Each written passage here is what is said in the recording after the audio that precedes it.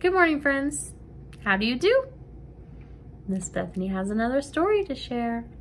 It's new. Let's sit real still and let's take a few breaths.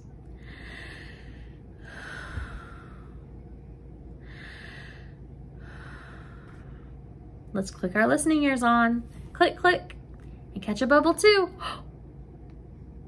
Let's begin. Miss Bethany has a Bible story. The fiery furnace. King Nebuchadnezzar's army had defeated the Israelites. Now he was their ruler. King Nebuchadnezzar built a golden statue. Then he made a bad law. It said, when the music plays, everyone must bow down and worship the statue. Those who disobey will be thrown into the fiery furnace.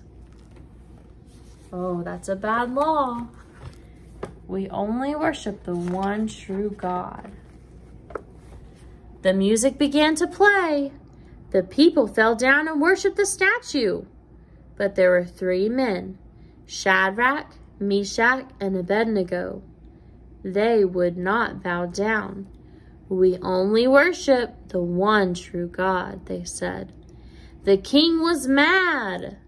The king said, make the furnace extra hot. He had the 3 men thrown inside. Yet when the king looked into the furnace, there were 4 men walking around. One of them looked like an angel from God.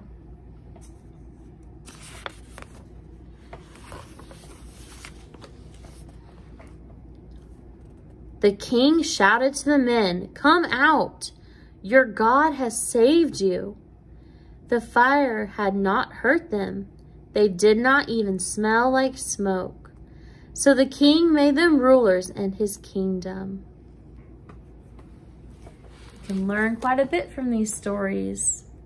These young men were faithful in only worshiping the one true God. And when they were wrongfully punished for it, God saved them from that fiery furnace. Thank you for listening, my friends. Thank you for watching me read. I love you. I love you greatly. Mwah.